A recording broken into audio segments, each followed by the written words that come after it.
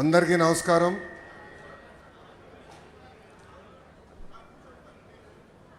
జీవితంలో మనం తీసుకున్న కొన్ని నిర్ణయాలు మన్నే మార్చేస్తున్నాయి. 2019లో నేను ఒక నిర్ణయం తీసుకున్నాను. నాకు పరిచయం లేని నియోజకవర్గంలో పోటీ చేయాలని. ఆ నియోజకవర్గం పేరే మంగళగిరి. ఆనాడు అతి తక్కువ సమయం ఉన్నందుక నేనేంటో మీకు అర్థం లేదు, మీ సమస్యలు ఏంటో నేను తెలుసుకోలేకపోయా. 20 రోజుల్లో నేను వచ్చిన 20 రోజులకి ఎన్నికలు అయిపోయినాయి. 5300 ఓట్లతో ఆనాడు నేను ఓడిపోయా. ఓడిపోయిన రోజు బాధ కలిగింది. రెండో రోజు నుంచి ఆ బాధ ఆవేదన నాలో కసి పెంచింది. ఇంకా కష్టపడాలి, మంగళగిరి ప్రజల మనసు గెలుచుకోవాలి, ఏ మెజారిటీ అయితే ఓడిపోయానో దాని పక్కన ఒక 0 పెట్టుకుని గెలవాలి ఆ లక్ష్యంతో ఓడిపోయిన మరుసటి రోజు నుంచి నేను మీకోసం పనిచేశా. తెలుగుదేశం పార్టీ నాయకత్వంతో దాదాపు 26 సంక్షేమ అభివృద్ధి కార్యక్రమాలు మంగళగిరి ప్రజల కోసం మేము చేస్తాం జరిగింది. మీకు ఆరోగ్యం బాగాలేకపోతే ఎన్టీఆర్ సంజీవిని పేరుతో మంగళగిరిలో ఒక క్లినిక్, తాడేపల్లిలో క్లినిక్, దుగ్గరాలకు ఒక మొబైల్ క్లినిక్ పెట్టి ఉచితంగా చికిత్స కాదు మందులు కూడా ఈరోజు కూడా మేము ఇస్తున్నాం. ఎక్కడన్నా నీటి సమస్య ఉంటే వాటర్ ట్యాంకర్లు పెట్టి నీళ్లు తోలాం. పిల్లలకి బాగా చదువుకున్నారు, ఉద్యోగాలు ఉపాధి కావాలంటే వాళ్ళకి స్కిల్ డెవలప్మెంట్ కూడా ఆనాడు మేము చేశాం. ఇంకా ఇంట్లో పెళ్లి జరిగితే నేను రాలేకపోతే స్వయంగా బట్టలు కూడా పెడతాం జరిగింది.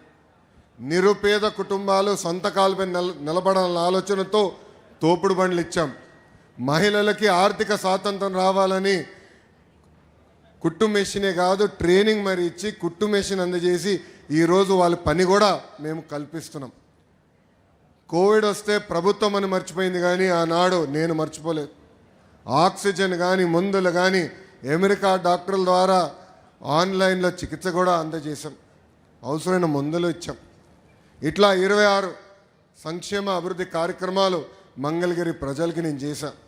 అది మీరు చూసి మొన్న జరిగిన ఎన్నికల్లో అందరికీ దిమ్మ తిరిగే విధంగా 91,000 మెజార్టీ నన్ను గెలిపించి మీరు నన్ను శాసనసభకు పంపించారు.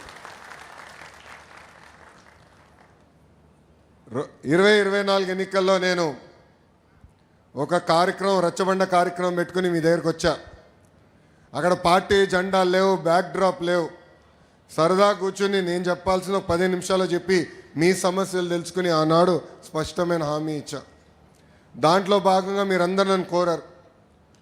2.5 దశాబ్దాల నుంచి ఇది ఒక కళ, మాకు ఇంటి పట్టాలు మాకు కావాలి, మీరు ఏం చేస్తారో మాకు తెలియదు, ఆ పట్టాలు మటుకు మాకు ఇప్పించండి అని మీరు చెప్పారు. అది ఇప్పుడు కూడా నా బాగా గుర్తు. ఆనాడు మీకు చెప్పా 3 విడతలుగా ఈ కార్యక్రమం జరుగుతుంది. కొంతమంది సులభంగా చేసాక ఉంటుంది, అది ప్రభుత్వ నిర్ణయం మేరకు నడుస్తుంది, అది మొదటి విడతలో జరుగుతుందని చెప్పా.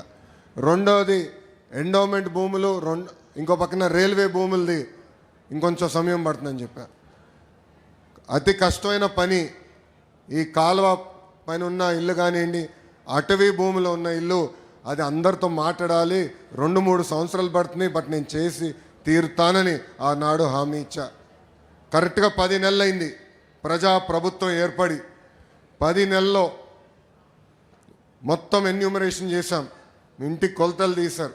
అధికారులే కాదు, అన్ని పార్టీలకు సంబంధించిన నాయకులు వచ్చారు, కొలతలు తీశారు, వివరాలు కనుక్కున్నారు.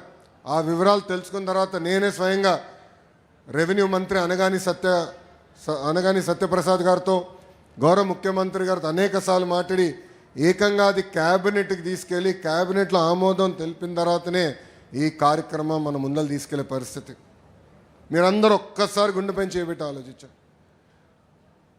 గత 2.5 దశాబ్దాలుగా మీకున్న కళ ఇది.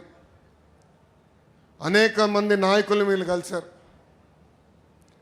జిరాక్స్ ప్రింటింగ్లకే విపరీతంగా ఖర్చు అయిపోయింది, కాగితాలు ఇచ్చేదానికి ఖర్చు అయింది. అలాంటిది వేదికమైన నాయకులందరం మేము కష్టపడి మీ దగ్గర ఒక బాటిల్ నీళ్ళు కూడా మేము తాగలేదు. మీకోసం కష్టపడి అవినీతి లేకుండా ఈరోజు మీకు ఇల్లు పట్టాలు మేము ఇస్తున్నాం. పెద్దలు ఇప్పుడే చెప్పారు, దాదాపు మొదటి విడతలో మార్కెట్ విలువ 1000 కోట్ల విలువైన ఆస్తిని ఈరోజు మీకు శాశ్వతంగా హక్కు కూటమి ప్రభుత్వం అందజేస్తుంది. తల్లి మీ అందరికి ఆనాడే చెప్పా, నాకు మీరు ఎంత ఎక్కువ మెజారిటీ ఇస్తే అంత బలం వస్తుందని.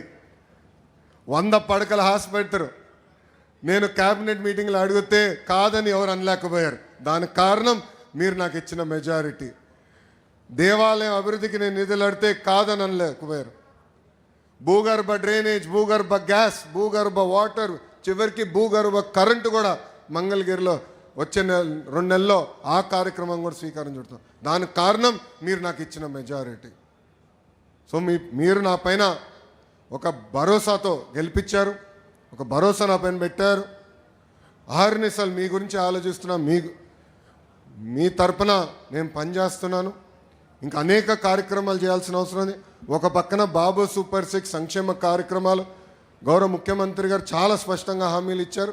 అదొక పద్ధతి ప్రకారం చేసుకుంటూ వెళ్తాం. ఇంకో పక్కన వచ్చి గల ప్రత్యేకంగా మంగళగిరికి వ్యక్తిగతంగా నేను హామీలు ఇచ్చా. పార్కులు, చెరువులు, కళ్యాణ మండపాలు, gems jewellery park, handloom cluster, ఇట్లా ప్రత్యేక హామీలు నేను మంగళగిరి నియోజకవర్గానికి ఇస్తాం జరిగింది.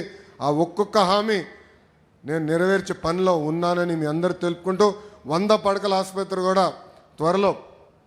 చిల్లపల్లి గారు ఎక్కడున్నారు? అన్నగారు ఇక్కడనే ఉన్నారు. ఆయనది బాధ్యత, ఇంకా నాది కాదు. ఎందుకంటే ఆయన చైర్మన్. ఇప్పుడు బాధ్యత మొత్తం అయిందే. ఏప్రిల్ 13వ తారీఖు మేము శంకుస్థాపన చేస్తున్నాం.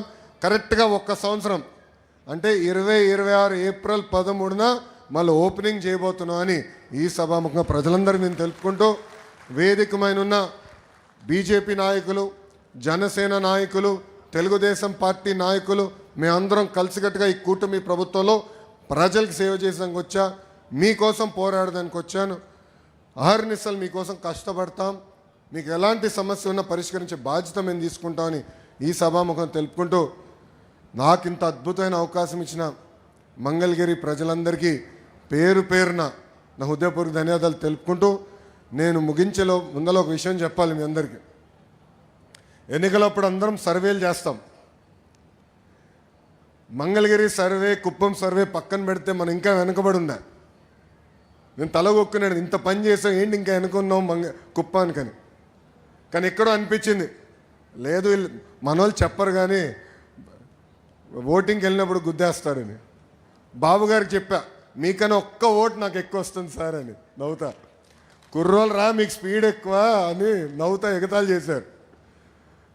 కుటుంబం అందరూ నా ఎగతాళి చేశారు. కానీ ఎప్పుడైతే మీరు ఈ మెజార్టీ చూపించారో ఆ రోజే బాబు గారు డిసైడ్ అయ్యి, లేదు మీరు బాగా కష్టపడ్డారు, మీ దగ్గర నుంచి మిగతా నియోజకవర్గాలు నేర్చుకోవాల్సిన చాలా అవసరం ఉందని నేను చెప్తాం కూడా జరిగింది. దానికి కారణం మీరు నా పైన చూపించిన ప్రేమ, అభిమానం. మిమ్మల్ని గుండెల్లో పెట్టుకుని పనిచేస్తానని మీ అందరు తెలుపుకుంటూ మీ అందరి దగ్గర నుంచి సెలవు తీసుకున్నా. అందరికీ నమస్కారం. జై హింద్.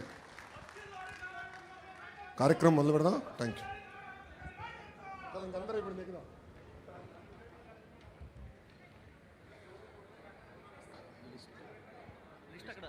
చెప్తారా?